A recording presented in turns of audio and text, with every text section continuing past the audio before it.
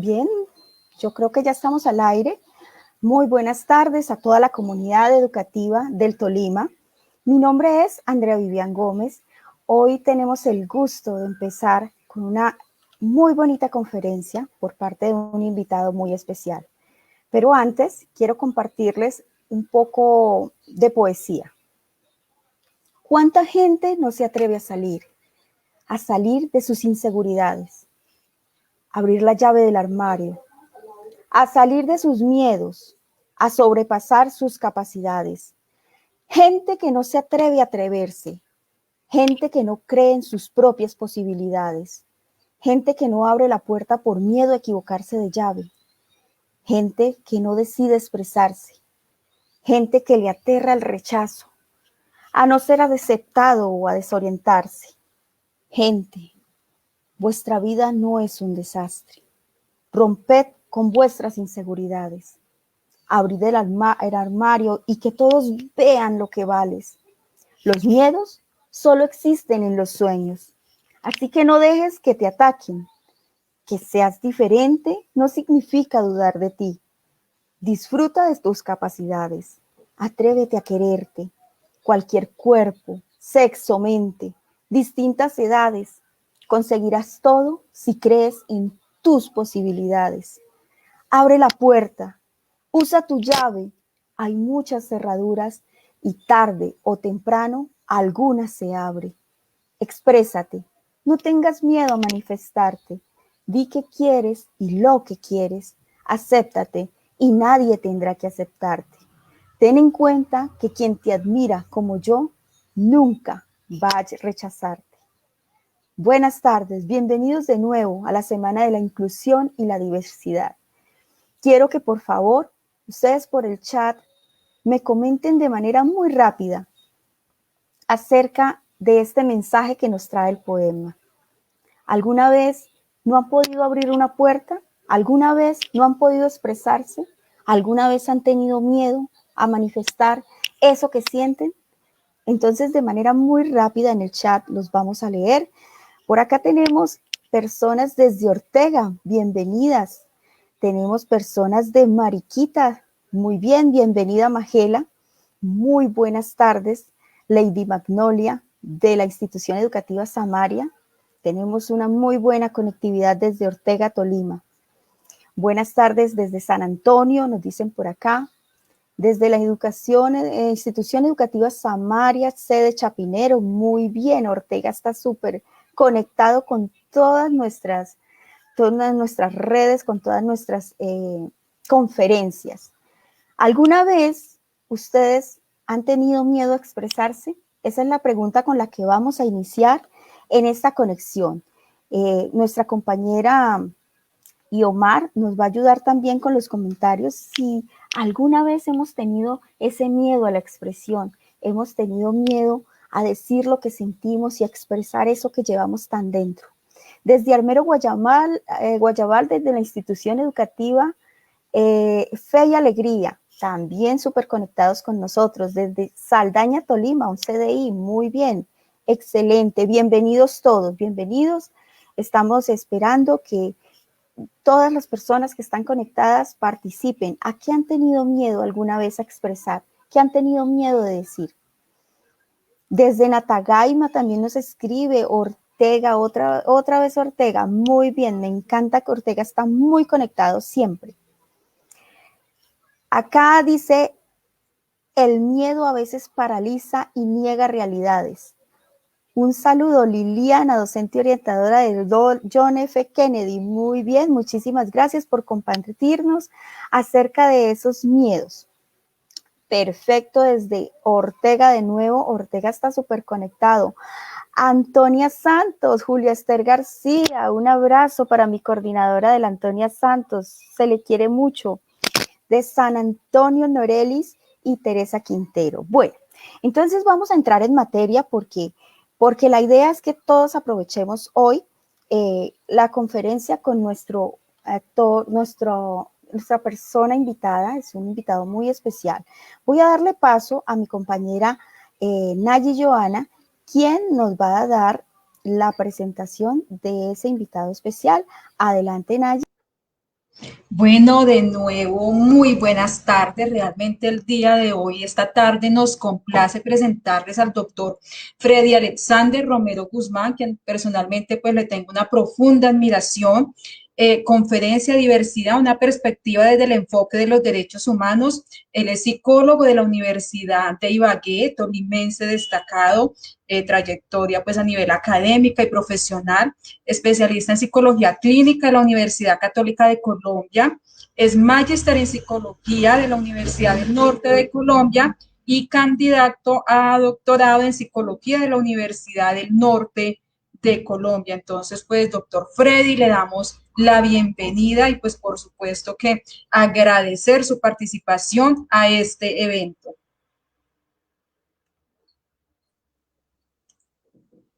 Bueno, muy buenas tardes a todos y a todas. Bueno, ante todo, pues agradecimiento a Nayi por la invitación y a todo su equipo de trabajo, a Andrea por la presentación, a Guiomar también por el saludo, a nuestro intérprete Olver, un saludo muy especial también, y a todas las personas que en este momento también hacen parte de la comunidad eh, de sorda, ¿no es cierto? Que en este momento también nos perciben por este medio, ¿no es cierto? Bueno, cuando Nayi me hizo esta invitación, pensé como en varios asuntos aquí en relación a este tema de la diversidad, ¿no? Eh, y a veces como que la palabra diversidad está expuesta como en varios escenarios y también, digamos así, como tan usada y hasta a veces mal usada la palabra, ¿no es cierto? Con muchas otras palabras que a veces no le tenemos como digámoslo así, como la seriedad de la construcción de la palabra en realidad. En ese orden de ideas, hablar de diversidad desde ese asunto de los derechos humanos, ¿no? Con ese enfoque de derechos humanos, pues yo me puse a pensar, bueno, es dirigido a docentes, a orientadores, cómo van a pues, percibir esta conferencia, en qué medida la desean percibir y de qué sobre todo les va a servir, ¿no? La utilidad de la conferencia. Entonces, pensé en varios asuntos. Bueno, yo soy psicólogo de formación, como la breve hoja de vida que acaba de expresar Nayi, y decía, bueno, voy a mirarlo desde mi propia experiencia laboral. Uno, desde las mismas investigaciones que he realizado. Dos, desde la misma experiencia en psicoterapia. Y tres, sobre todo la experiencia que he tenido con la tesis doctoral, ¿no? Eh, Y para partir sobre diversidad, hay que, y enfocada en los derechos humanos, hay que comprender algo de historia, porque si no conocemos la historia, pues no entendemos por qué nacen esas palabras, desde cuándo nacen esas palabras derechos humanos.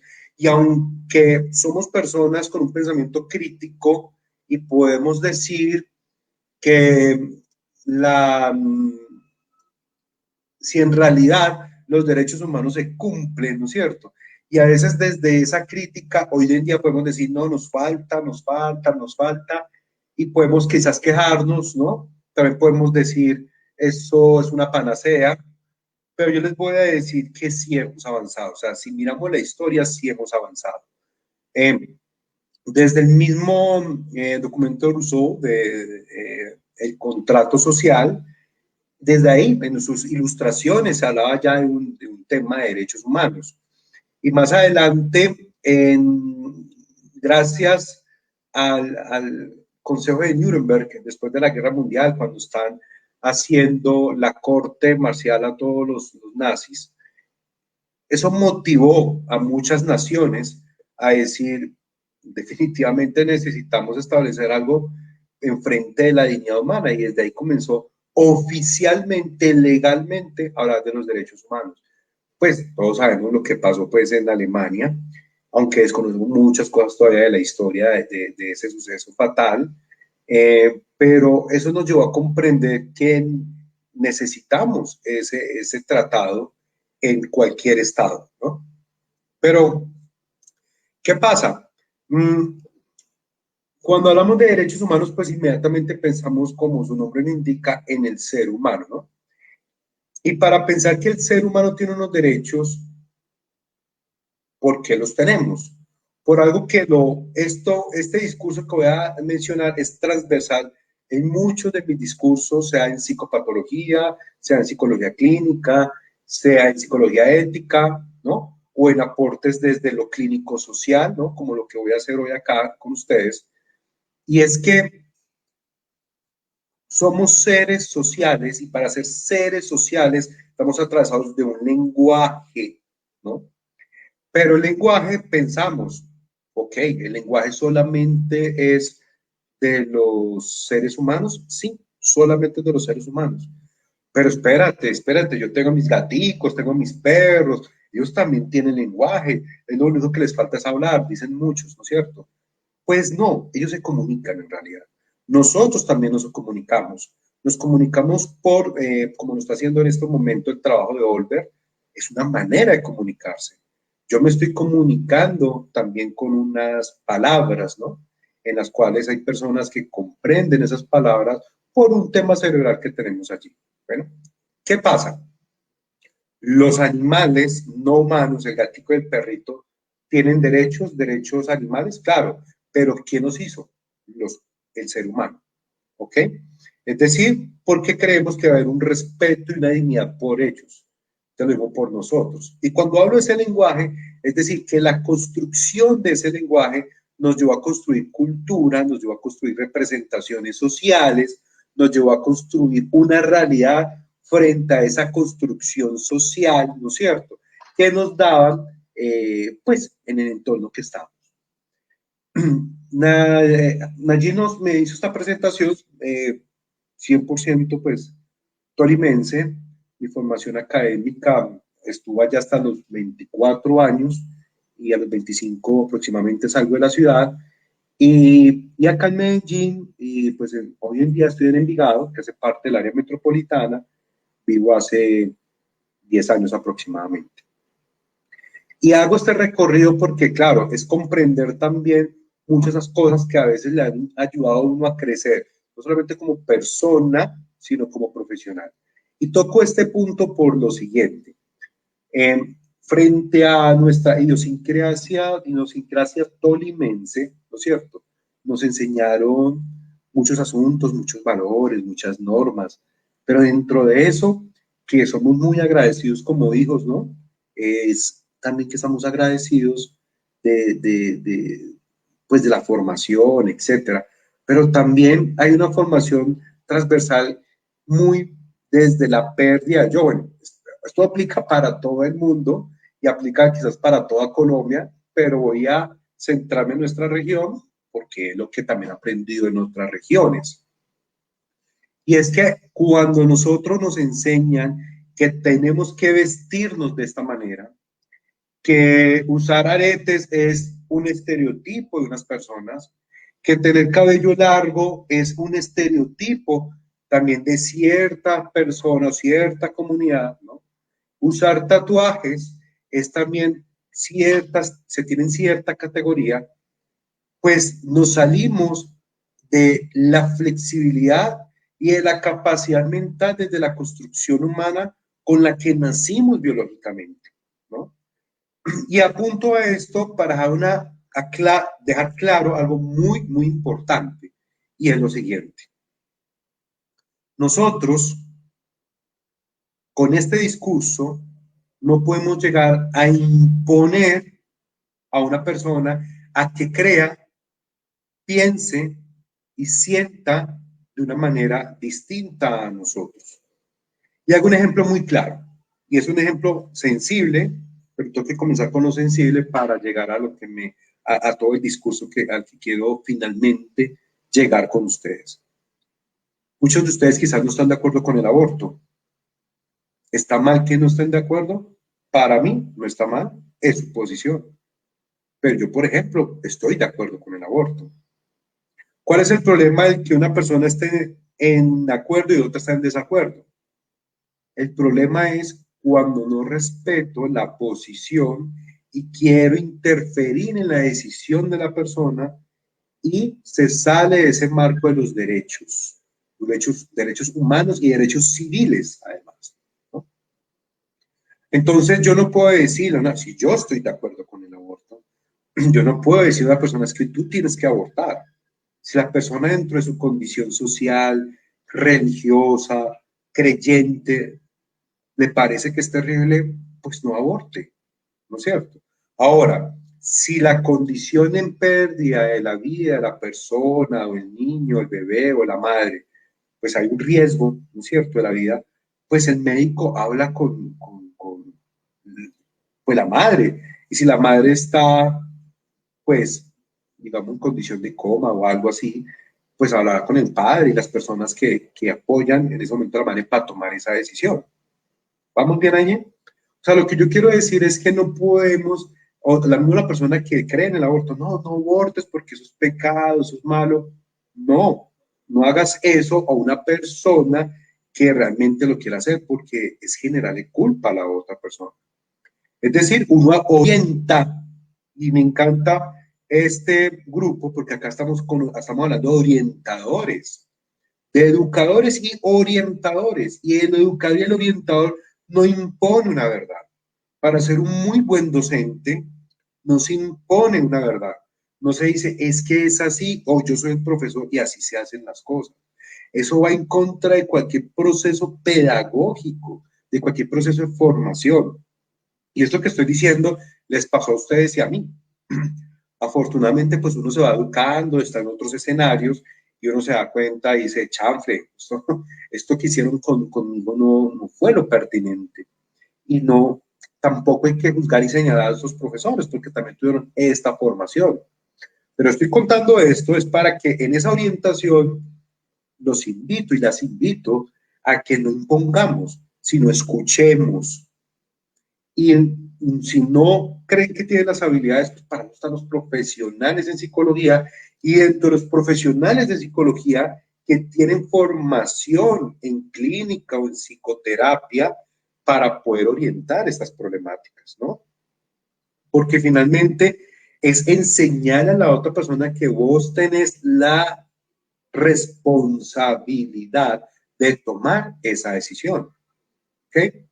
Entonces, voy con todo esto porque es que en esos derechos, cuando, por ejemplo, acá está al lado mi gato, que no lo ven en este momento, en cualquier momento pasará por acá, el gato tiene unos derechos, pero él no reclama los derechos.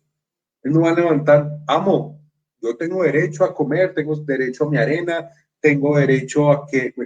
No, dentro de nuestro sentido humano y nuestra conciencia que no tienen estas especies, pero nosotros sí tenemos, bueno, los chimpancés, entre otras, sí lo tienen, pero eso es otro discurso, no tiene ese tipo de conciencia que tenemos nosotros mediados por un lenguaje que ayudamos a pensar y tomar decisiones, ¿no? Hasta ahí va bien y hasta ahí me comprenden. Pero el punto es que dentro de ese marco de decisiones, de procesamiento de información a nivel cerebral y mental, está la educación y acá está la importancia del trabajo de ustedes, educadores. Bueno, y yo también soy educador, pero universitario, donde tenemos una responsabilidad, no solamente con entregarnos un currículo y tenemos que hacer una clase y dar unas clases, sino también una responsabilidad en la información, en la formación también, información y en la formación.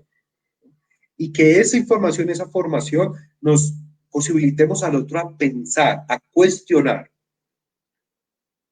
Un sujeto, una persona que cuestione, que piense de manera desde el respeto, es una persona que va construyendo con otros derechos, va construyendo país, va construyendo dignidad. Y eso se contagia.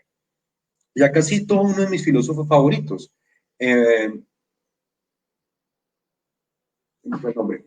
un alemán que ya se me viene ahorita el nombre, donde él trabaja todo el asunto de la existencia inauténtica, ¿no? Heidegger, filósofo alemán, a Heidegger. Y Heidegger dice sobre la existencia inauténtica. Y yo siempre le coloco este ejemplo a mis estudiantes de ética, y es el siguiente ejemplo.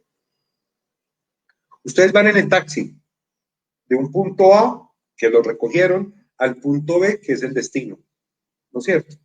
¿Qué pasa en ese recorrido? La mayoría de respuestas son estas. Habla uno con el taxista. ¿Y qué habla usted con el taxista? Habla uno de deportes, del clima, cómo está el tráfico, la política, ¿no es cierto? Son como los temas más comunes, ¿no? Entonces yo les pregunto a ustedes, cuando uno habla de estos temas con ellos, ¿por qué ellos hablan de esos temas? Y la respuesta general es porque la están escuchando en la radio, porque ese es el medio, digamos, de comunicación que tiene el taxista y recibe una información y transmite esa información, ¿no? Entonces, ¿qué pasa?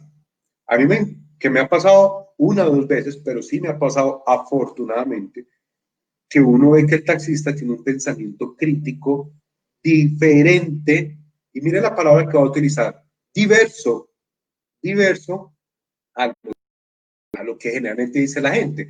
No, sí, es que esos guerrilleros, no, es que sí, esos paramilitares, no, es que esos políticos, no, es que esos bandidos, no, es que el clima está peor, no, es que ese equipo son malos de fútbol, es que este jugador, ¿no? ¿Pero por qué? Porque repetimos lo que el otro dice, ¿no? Entonces, en ese orden de ideas, cuando repetimos lo que el otro dice, tenemos una existencia inauténtica, es decir, que no somos auténticos, ¿no? Pero yo podría decir, no, pues yo no estoy de acuerdo con usted, señor taxista o lo que sea. ¿Me recuerda su nombre? Ah, Juan. Ah, don Juan, yo no estoy de acuerdo con usted porque eso que usted acaba de escuchar, yo vi otra versión y leí otra cosa. Yo estuve presente en ese partido y me pareció que se presenció otro asunto, ¿no? Y eso puede que a la persona no le guste, porque a la gente le gusta que le den la razón y darle la razón porque quieren que se la den, así de simple. Y entonces eso genera algo como diverso en nosotros, ¿no? Como distante. ¿Y esto por qué sucede? Sucede por lo siguiente, porque a nosotros en nuestra educación nos enseñaron a ser alienados, de un pensamiento alienado. Es lo que yo diga, yo soy su profesor y se calla. Y eso no tiene sentido. Eso no quiere decir que haya autoridad en la docencia, que generemos respeto desde la autoridad, pero también que generemos escenarios del debate, ¿no? Estoy haciendo toda esa introducción porque es difícil comprender los derechos humanos si no comprendo la capacidad de discernir.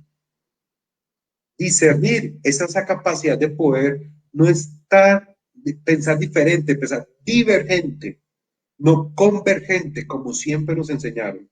Convergente es un pensamiento alienado, lo que los demás digan, ah, bueno, sí. Es que esto lo dijo el profe, ¿no? Por ejemplo. Un pensamiento divergente es, no, aunque lo aprendimos con el profesor, también aprendimos a pensar de esta manera distinta. Es más, yo llevé un artículo donde debato esto y fue un debate constructivo en la clase. Eso enriquece la clase. Hace poquito tenía una paciente, una niña muy brillante, de otro municipio, y le estaba yendo regular en las clases últimamente. Y, y en la cuestión, pues en el cuestionamiento, pues hablamos, pero tú tienes las capacidades cognitivas, eres muy brillante, y la respuesta a ella fue la siguiente, y esto espero que le llegue a todos los docentes, porque a mí personalmente me, wow, o sea, lo que dice esta chica es verdad, y es que yo estoy cansada de que me pongan tareas para dormir. Y yo quiero que me pongan tareas que no me dejen dormir. Poderoso mensaje, ¿no? Poderoso mensaje. ¿Y por qué es un poderoso mensaje? Por lo siguiente, porque no estamos motivando a los estudiantes. O sea, los estudiantes necesitan pensar. Y ustedes pueden decir, no, yo he hecho esta estrategia, la otra. Piensen por un momento. Y es algo que no solamente lo digo yo desde la psicoterapia, sino que clínicamente ya está escrito en la teoría y por muchas investigaciones. Y es que muchas veces ponemos el problema afuera. es que los estudiantes, es que esos jóvenes de hoy en día, no, evaluémonos, bueno, listo. Hay unas dificultades, unas vicisitudes en las familias, es verdad, pero también, ¿qué me pasa a mí? Y si fuera una regla eso que están diciendo, ¿por qué los estudiantes se motivan en unas clases y en otras no? Esa es la pregunta que se deben de hacer, ¿no? Y eso tiene que ver con ese asunto, y es apasionarnos por la docencia, por la clase, etc. Entonces, si usted es un docente de cualquier asignatura, química, matemáticas, física, ciencias sociales, biologías, las ciencias pues, naturales, etcétera, por favor, aparte de dar información que obviamente hace parte del currículo, por favor, enseñemos a pensar a nuestros estudiantes. Enseñémonos a discernir, enseñémonos a cuestionar, enseñémonos a dudar, ¿no? Y sálgase usted un poco de sus creencias y me lo van a comprender con lo siguiente. Un referente muy famoso para ustedes y para mí. Puedo mencionar otros, pero digamos que este es el más famoso. Cuando ustedes se imaginan un astronauta de la NASA, ¿qué se imaginan? Una persona brillante, una persona disciplinada, una persona que tuvo que estudiar bastante para poder llegar allá, ¿no es cierto? Pero también podríamos pensar, es una persona atea, porque llegó a ser científico, y no necesariamente, muchos de los astronautas son creyentes. Y ustedes se dirán, pero bueno, ¿cómo hicieron esto para cuestionar, etcétera? Por una sencilla razón, porque les enseñaron a discernir y a respetar la diferencia. Esa es una simple razón. Y cuando uno llega a estas universidades estadounidenses y sobre todo las canadienses, cuando uno llega a Europa o cuando uno llega a ciudades grandes como Bogotá o acá Medellín, por ejemplo, y comienza a encontrar un pensamiento distinto, ¿no? Es que uno comienza a comprender que la diversidad se incluye, no se excluye cuando yo tengo un pensamiento distinto, pero también sé que el otro piensa distinto. Y ahí sale algo que se llama la empatía. Este fin de semana explicaba los tres tipos de empatía, ¿no? Una empatía cognitiva, que es comprender la información que me da la otra persona. Es decir, que cuando ustedes me están hablando algo, claro, ahora sí comprendo el dolor de esta persona, cuando me lo explica, ¿no es cierto?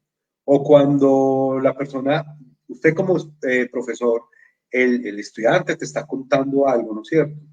A partir de allí, ya no es el juicio que tenía antes, ¿no?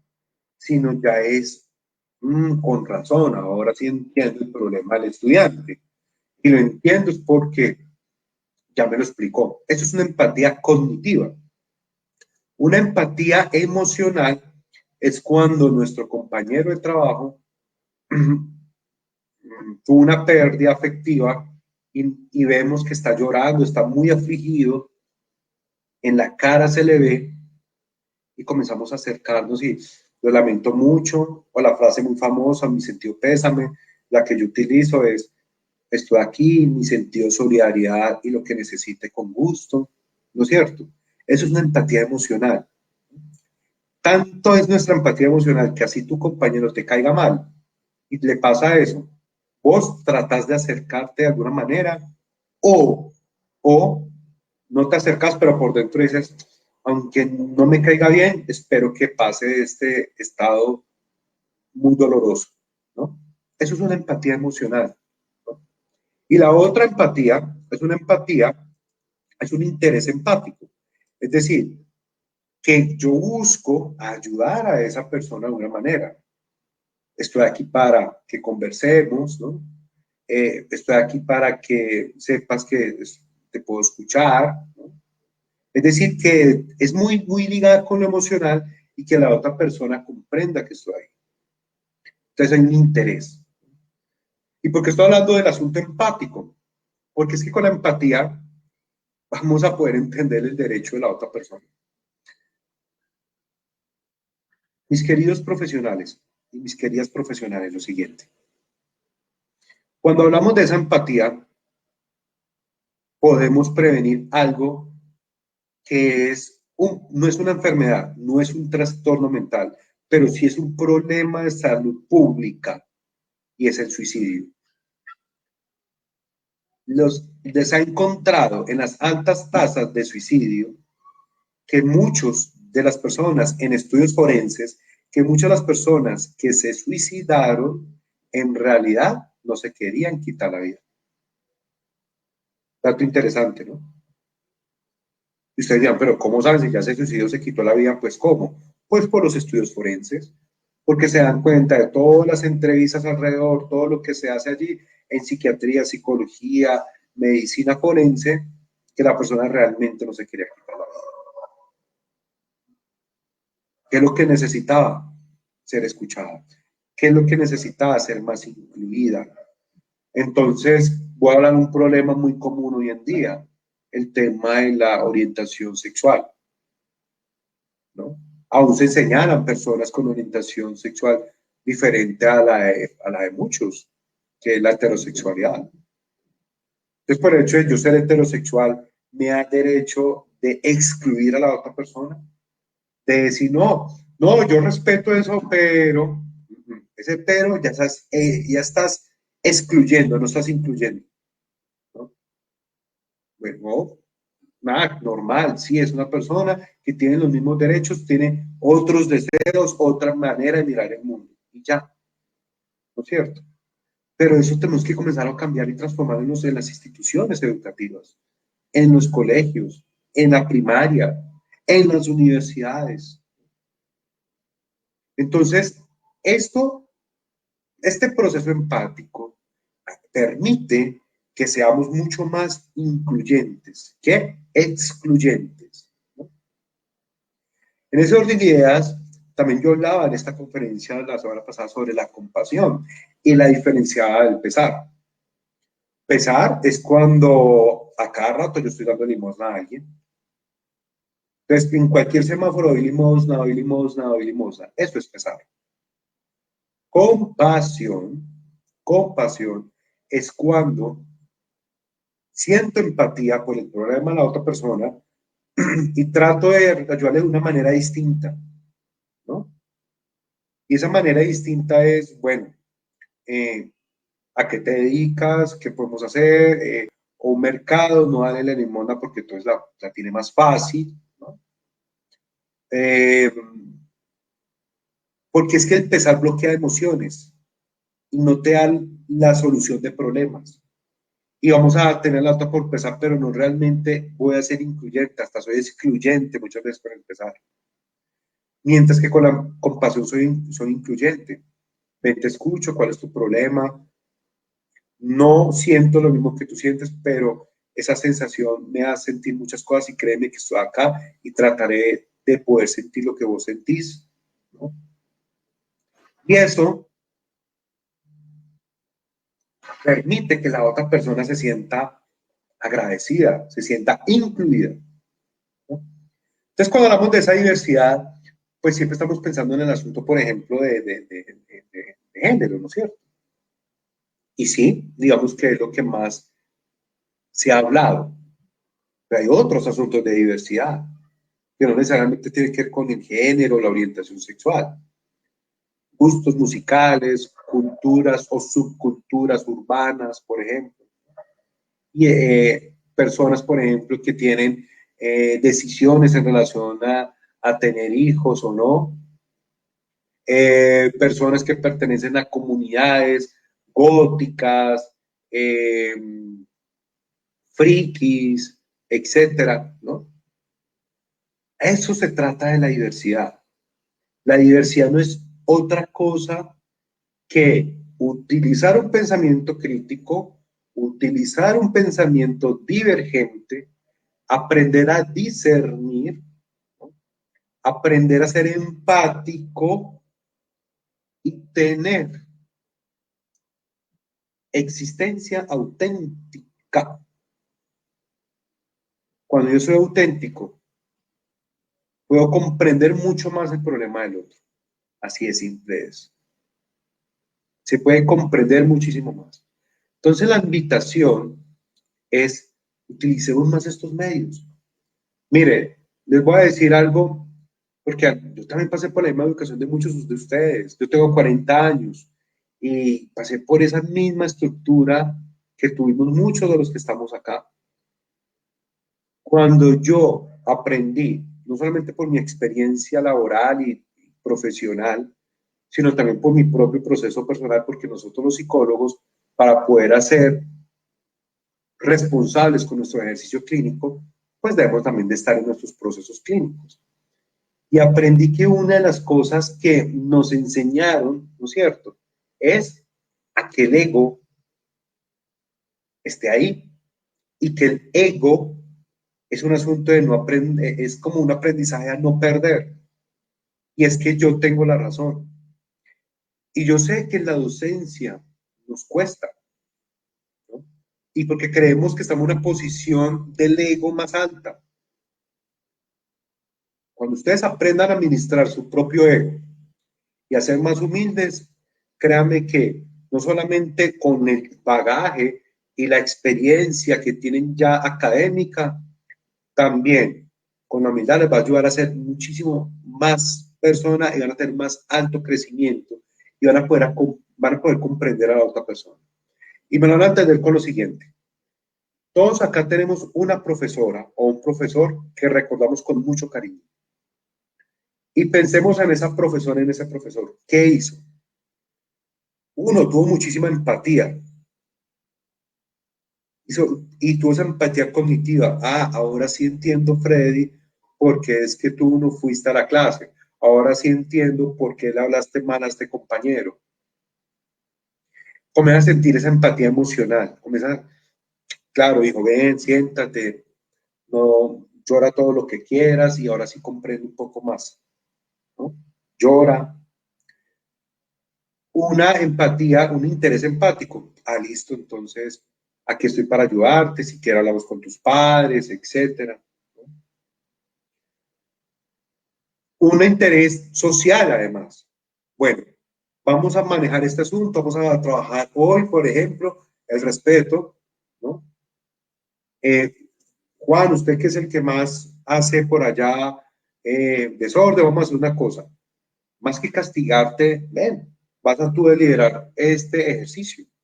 Y es el ejercicio de respeto. ¿Qué harías para eso? Entonces al principio es la burla, la cosa, porque pues así son los estudiantes y eso no es el problema, pero él comienza a herir eso y le estoy dando una responsabilidad. Entonces yo recuerdo, por ejemplo, ese o esa docente y digo, ¿cómo no recordarla? Porque además de ser muy buena docente en lo que explicaba, era una persona que aplicaba de manera implícita los derechos humanos en un salón de clases, ¿no? Y recuerdo muy bien que esta profesora lo que hacía, y yo voy a decir el nombre, es una profesora que llamaba Amparo, el lenguaje, yo salí del INE de Ibagué, y esta profesora era súper incluyente, y ella con su propio discurso, no solamente aprendíamos, por lo menos yo le debo muchos temas de ortografía y redacción a esta profe, sino también aprendí a respetar al otro y aceptar al otro, ¿no? Porque venimos de una educación que no nos enseñan eso. Entonces, el hecho de que tú pienses de una manera distinta y sientas de una manera distinta no te hace que eres el único en el universo.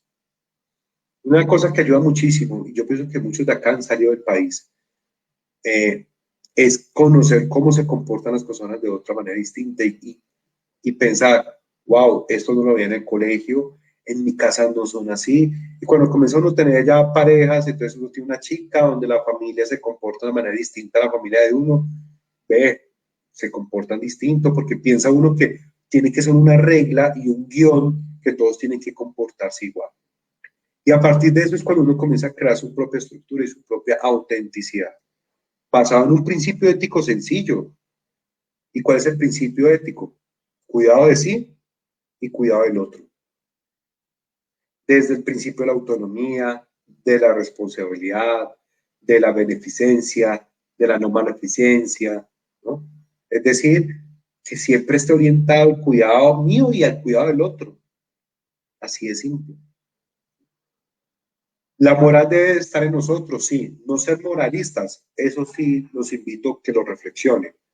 Pero moral, claro, es que la moral y la ética tienen que ir acompañadas, porque es que la moral me da las reglas, la ética me hace reflexionar sobre esas reglas. Entonces es allí cuando yo digo, es normal que hay una persona de una orientación sexual diferente que se siente conmigo a comer o a hablar, o que cambió su orientación sexual y tuvo transformación corporal. Yo puedo decirles algo con todo el amor propio, lo voy a decir.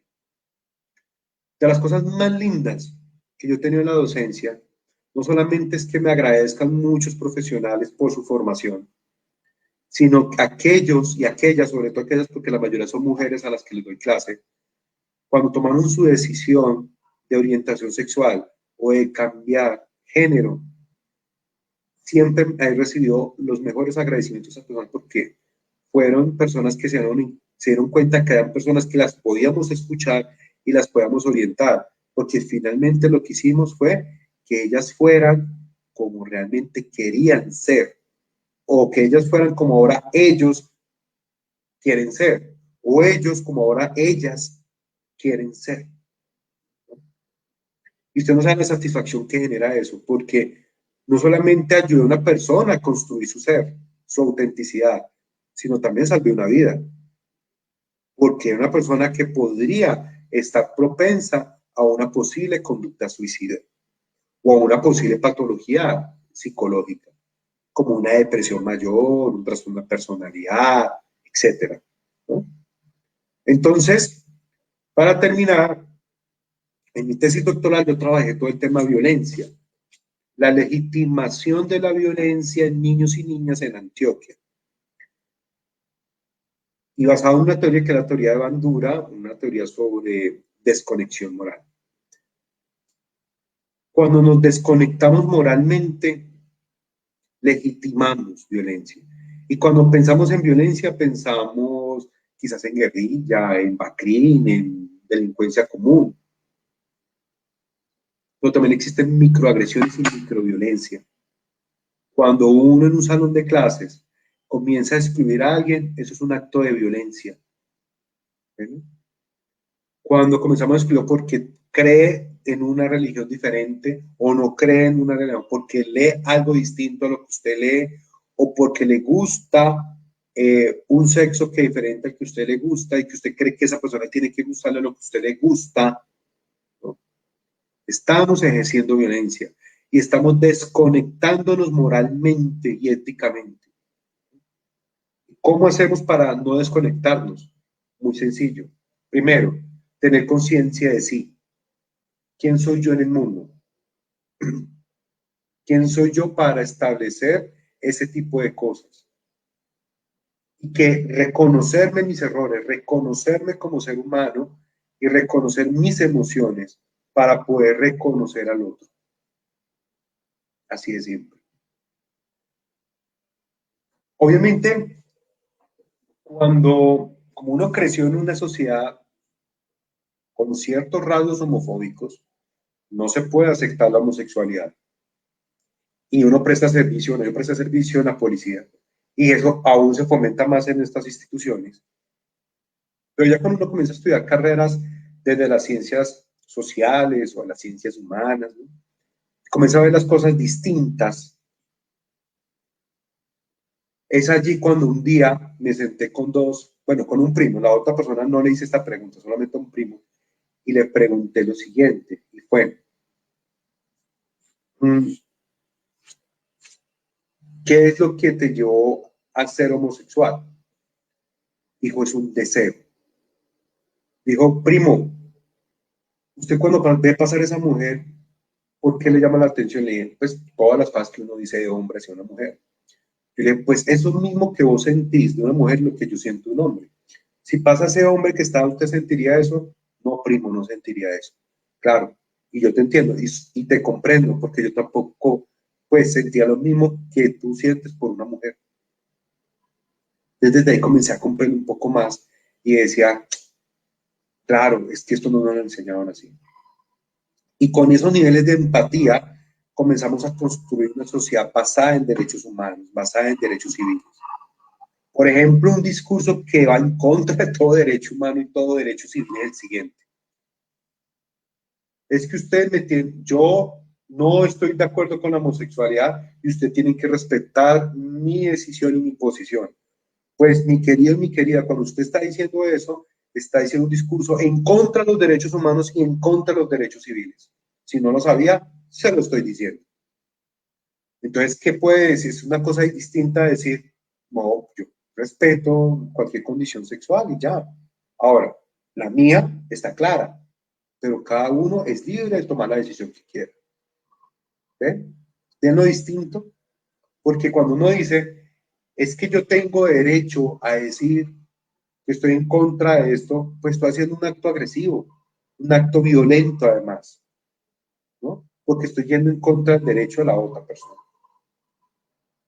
Entonces, como para cerrar, lo siguiente, y ya escucho preguntas, y es que nosotros debemos ser más incluyentes, y para hacer ese ejercicio que a veces nos cuesta mucho es utilicen esos ejercicios de empatía.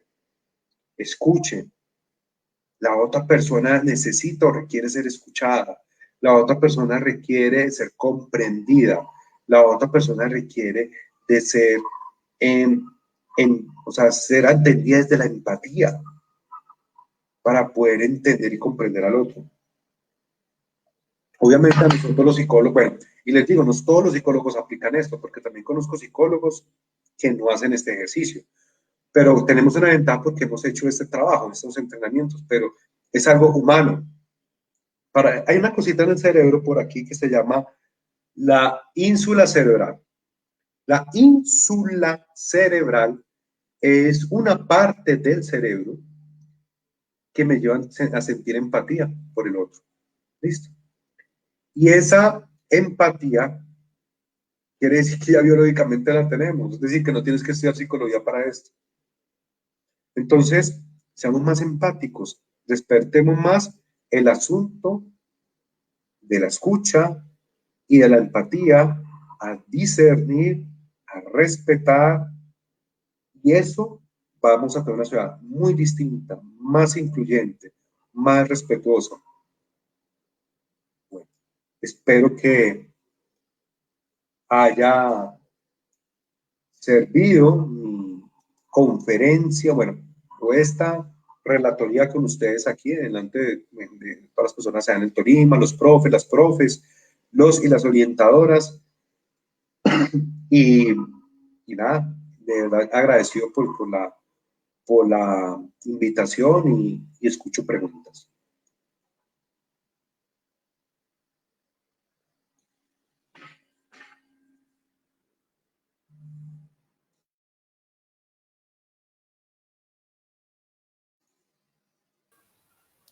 Bueno, doctor Freddy, la verdad encantadísima con su conferencia porque tomó el tema desde la raíz, ¿sí? Desde la raíz, de esos conceptos que nos forman antes de nosotros pensar en todas estas legalidades, estas leyes, estas defensas, pues tenemos que hacer como una introspección, discúlpeme, de eso, de qué pienso yo de la empatía, cómo yo me torno más empático con el otro, cómo yo respeto esa diferencia, pero desde esa formación que viene desde mí, desde la forma como lo quiero desarrollar. Entonces, nuestra compañera Iomar ahorita nos va a compartir la dinámica de las preguntas. Ya estábamos interactuando en el chat con las personas para ver si hay alguna inquietud que el doctor Freddy nos pueda ayudar con este tema. Entonces, estamos leyéndolos en el chat. Yomi le doy paso para que por favor explica cómo es la dinámica de las preguntas. Adelante, Yomar, enciende el micrófono. Muchas gracias, doctor Freddy, por tan interesante conferencia. La verdad, también, al igual que mi compañera Andrea, me gusta mucho el abordaje que su merced le da. problemática como tal de lo que es esto de a veces no entender al otro como un otro. Entonces, bueno, para la audiencia, luego de escuchar la conferencia, los invitamos a que dejen sus preguntas en el chat del Facebook. Vamos a ir revisando y le vamos a hacer pues las preguntas al doctor para que él vaya pues dejándonos sus aclaraciones. Entonces, mientras tanto, pues tenemos esta primera pregunta que nos la hace Jorge Luis Trilleros Yara, doctor. Él pregunta por qué la sexualidad en las zonas rurales es aplicada con sanciones punitivas por todos los funcionarios que, pues, que en vez de ser más humana, creo que es lo que pregunta él. Sí, entonces nos habla pues, de una zona pues específicamente rural y como un trato punitivo, me imagino, a las diferentes pues expresiones sexuales.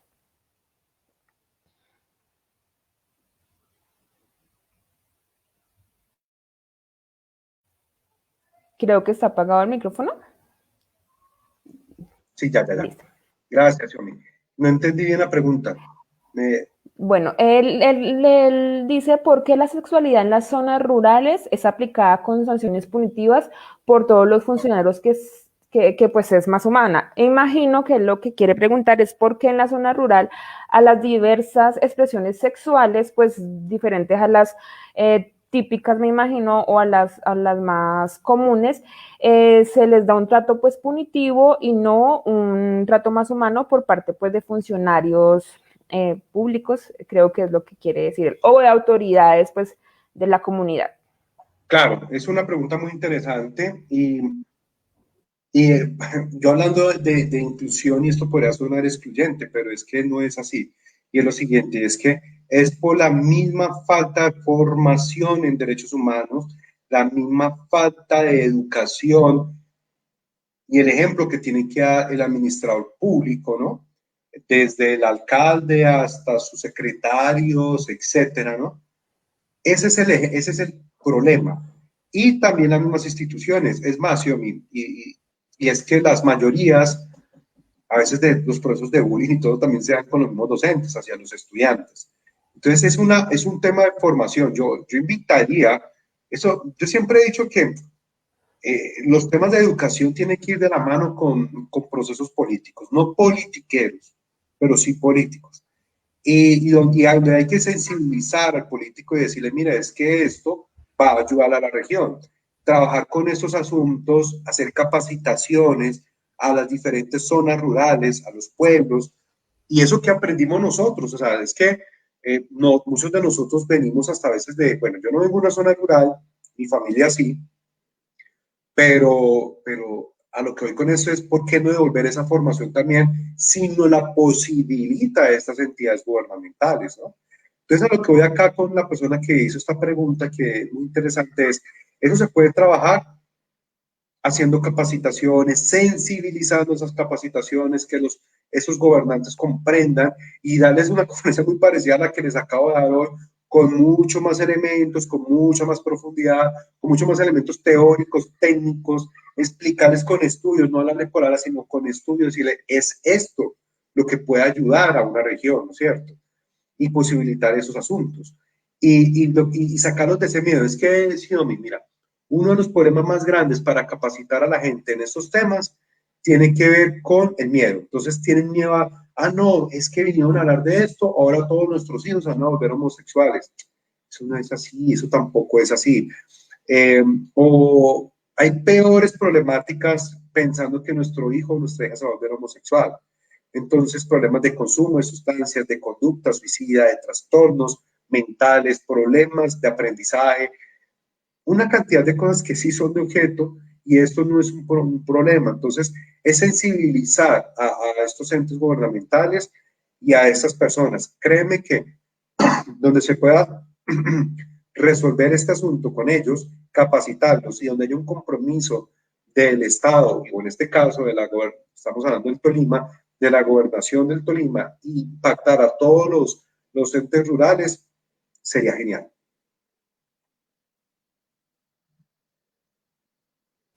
Sí, doctor, estoy muy de acuerdo con usted y pues para también aportar un poco como pues docente orientadora que soy, también el hecho, yo diría de informar a nuestros hijos, a la comunidad educativa de pues de todas estas diversas formas de expresión que hay, lo que da la herramienta para que en algunos momentos nuestros hijos pues que están en proceso de conocimiento de ellos mismos, de irse informando como personas, no entren tanto en la confusión de no entender qué les está pasando y este pues tipo ya de información y este acercamiento a lo que es la pluralidad del ser humano les da a ellos pues más pistas de qué puede estar pasando con ellos y ayudar en su definición pues como personitas únicas.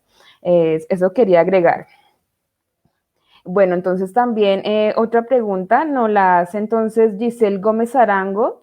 Ella pregunta, doctor Freddy, ¿cómo podemos enseñar a niños y niñas con discapacidad los derechos humanos? Bueno, primero yo le estaba diciendo a Guiomar Xiomi y es Guiomar. Guiomar, sí, señor. Bueno, Guio, mira, es una pregunta interesante porque, mira, hay dos maneras. Uno, la primera es educar a sus cuidadores. Cuando un cuidador es educado con esto, por pura conducta per se, le va a ayudar a sus niños, sean con limitaciones o sin limitaciones, con discapacidades o sin discapacidades. Créame que yo pienso que esa respondería a la pregunta. Ahora, hay técnicas con niños con discapacidad, ¿no es cierto? Y es la técnica que más hay que hacer es que simplemente el niño se sienta tan intuido que pueda pensar que el otro siente diferente, que lo vamos como tan normal como el otro, ¿no es cierto? Porque es que cuando ponemos al otro como una persona que, es que, ¿cómo le enseño a este niño con esta discapacidad? Pues obviamente ya la indisposición la pones tú como adulto, ¿no? Ahora, también hay que mirar qué tipo de discapacidad. Si no hay una discapacidad, por ejemplo, cognitiva, ¿no? Donde el entendimiento es otro, pues no hay que esforzarse para eso. Los niños aprenden por modelamiento, es decir, por modelos. Entonces, mi papá, mi mamá, mi cuidador, mi profe se comporta de esta manera. Entonces, él te va a seguir de esa manera. Igual, eso lo hace cualquier tipo de ser humano, pero el niño con discapacidad cognitiva o limitaciones cognitivas va a tener no por lo menos el proceso de discernir, ¿no? Entonces, esa sería la dificultad, pero sí puede aprender por observación, por conducta. Entonces, acá el trabajo más importante es realmente la sensibilización de los padres, los cuidadores y que ellos mismos den ese ejemplo.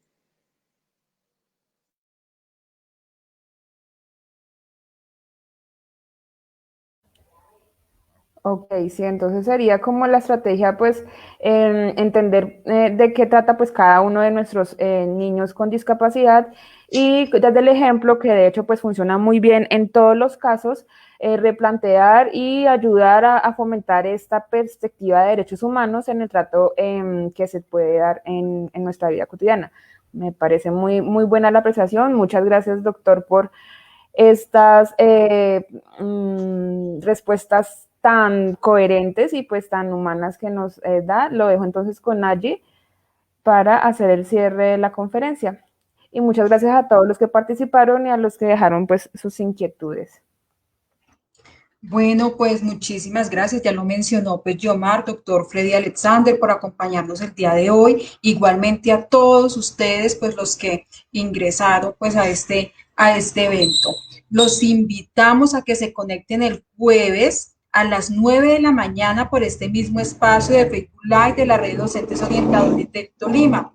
El jueves tenemos una conferencia política pública, decreto 1421, Dúa y Piar, a las 9 de la mañana, nuevamente con nosotros Lucio Otero y la conferencista María Cristina Cardona, profesional especializada de la Secretaría del Tolima.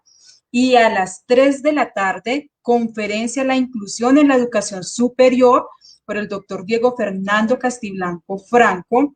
Y tenemos un panel, procesos inclusivos, una voz desde la experiencia, realmente unos invitados muy especiales. Entonces, el jueves 9 de la mañana y 3 de la tarde. Vivian, te doy la palabra si quieres hacer pues una reflexión, terminar la despedida. Doctor Freddy, nuevamente agradecerle. No, a ti, Nayi, y a Andrea, a Olver, a Guiomar, muchas gracias por la invitación y por toda la interacción que tuvieron ustedes y a todas las personas que nos siguieron en esta conferencia. Bueno, sí agradecerle, doctor, infinitas gracias por lo que nos comparte hoy, a nuestro intérprete que nos acompaña el día de hoy, a mis compañeras, pero sobre todo a las personas que se conectaron a este Facebook Live. Va a quedar la grabación también para que puedan de pronto consultar mucho más adelante.